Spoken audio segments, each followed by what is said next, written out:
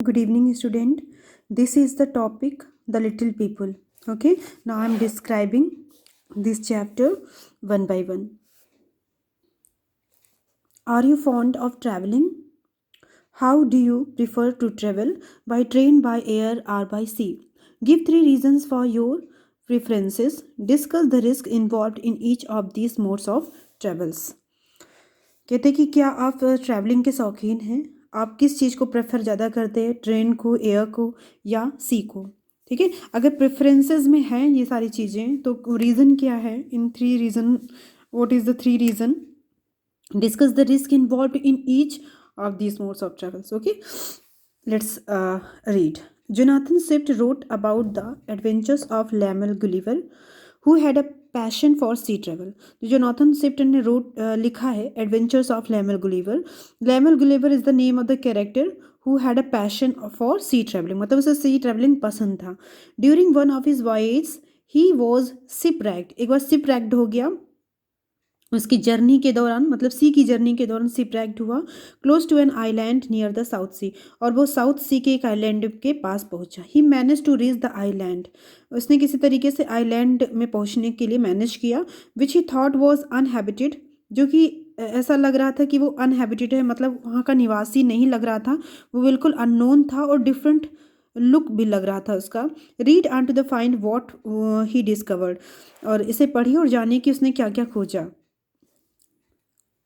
Okay, I accepted a lucrative offer from Captain William Pritchard, master of the Antelope, who was making a voyage to the South Sea. I accepted a lucrative मतलब rewarding, एक rewarding offer मैंने accept किया. From कहाँ से? Captain William Pritchard से, जो कि master हैं of antelope. Antelope is the name of the ship. उस शिप के मास्टर थे William Prichard, captain William Prichard, और उनसे एक ऑफर मुझे मिला. Who was making a voyage to the south sea, जो कि साउथ सी के वॉयज से जा रहे थे. We set sail from Bristol. हमने जो सेल किया, जहाज को सेल किए करते हुए, कहाँ से? फ्रॉम ब्रिस्टल से स्टार्ट किया. And our voyage was at first very fine. पहले तो हमारी जो जर्नी थी बहुत अच्छी चली. However we had hardly been 2 weeks into our voyage. मुश्किल से हमें 2 हफ्ते हुए थे अपनी जर्नी के दौरान. When a violent storm drove us to the north west of the Van Diemen's land and eventually shipwrecked us. Violently बहुत तीव्र गति से एक स्टॉर्म आया जिसने हमें खींचा कहाँ? North west side, when Diemen's land की तरफ. एंड इवेंचुअली, और दुर्भाग्यवश हम कहाँ? एक शिपरैक्ड में फंस गए.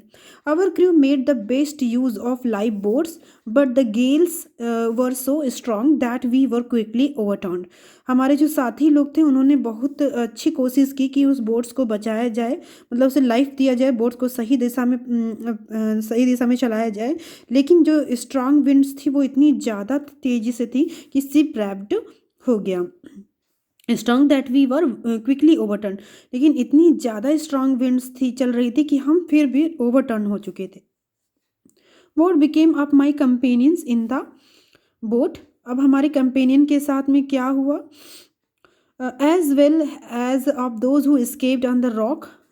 किसी तरीके से कुछ लोग बचे, किसके थ्रू? रॉक के थ्रू. और लेफ्ट इन द वेसल्स, उन्होंने वेसल्स छोड़ दिया. आई डू नॉट नो, मैं नहीं जानता कि वो बचे या नहीं बचे. But I can only conclude that they were all lost. मैं केवल इतना ही बता सकता हूँ कि वो सब लॉस्ट हो चुके थे. फॉर माई ओन पार्ट, मेरा स्वयं का, मेरा स्वयं का भी एग्जिस्टेंस बड़ा खतरे में था. I swam as fortune directed me and was pushed forward by wind and tide to desolate island. मैंने किसी तरीके से उस विंड को सहन करते हुए अपने आप को आगे पुश किया और किसी तरीके से एक डायरेक्शन में लाके मैं एक डेजोलेट, मतलब होता है आइलैंड, एलोन आइलैंड, निर्जन आइलैंड में पहुंच गया. वेर आई सा नो लिविंग बींग्स, जहाँ मैंने कोई भी लिविंग बींग्स को नहीं देखा. I lay down on the grass which was very soft and soft. मैं एक ग्रास पे लेट गया जो कि बहुत सॉफ्ट एंड सॉफ्ट थी. I slept soundly for what I think was about 9 hours, for it was just day light when I woke up. मैं soundly slept, सो गया, और चूँकि बहुत 9 घंटे हो गए थे जब मैं इस तरीके से जग रहा था, और जब मैं उठा तो डे लाइट हो चुकी थी. I attempted to rise but was not able to stir, मैंने अपने आप को उठाने की कोशिश की लेकिन मैं हिल भी नहीं सका। As I happen to lie on my back, जैसे ही मैं अपने ऐसा लग रहा था कि मैं पूरी तरीके से वहीं पे पड़ा हूँ। I found my arms and legs were strongly fastened on each side to the ground. Fastened मतलब बंधा हुआ। मैंने देखा कि जो मेरे आर्म्स और लेग्स थे वो स्ट्रांगली फास्टेंड थे each side to the ground. Okay, and my hair which was long and thick was tied down in the same manner, और हमारे जो बाल थे जो लॉन्ग और थिक थे वो भी सेम मैनर की तरह बांध दिए गए थे। Neither able to stir up nor move, ना तो मैं हिल सका ना मैं बैठ सका। सिट अप नार मूव, ना तो मैं बैठ सका और ना ही मैं मुड़ सका। I could only look upwards, मैं केवल ऊपर ही की तरफ देखता रहा। The sun began to grow hot and the light hurt my eyes, जो सन था वो ऊपर ग्रो कर रहा था, गर्म हो रहा था और उसकी लाइट मेरी आंखों को हर्ट कर रही थी। I heard confuse noise about me, मैंने कंफ्यूजिंग टाइप से एक स्ट्रेंज नॉइस सुनी। बट इन द पॉस्चर्स आई ले, लेकिन जो मेरा पॉस्चर्स था वो क्योंकि मैं लेटा हुआ था। I could see nothing accept the sky, मैं कुछ भी नहीं देख सकता था केवल स्काई देखने की। इन अ लिटिल टाइम, थोड़े ही समय बाद, I felt something moving on my left leg, मैंने कुछ पाया कि हमारे जो लेफ्ट लेग में कुछ मूविंग कर रहा है, कुछ मूव कर रहा है।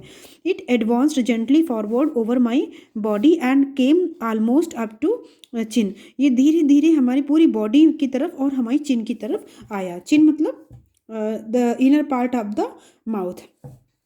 Bending my eyes downwards as much as I could, मैंने डाउनवर्ड्स मैंने जितना मैं अपनी आंखें नीचे झुका सकता था उतना मैंने झुका के उसे देखने की कोशिश की। आई सा, मैंने देखा what looked like a human creatures, एक human creatures like a human creatures था वहाँ पे, नॉट 6 इंचेस हाई, जो कि 6 इंच से ऊपर नहीं था। With a bow and arrow, उसके हाथ में धनुष और वाड़ थे।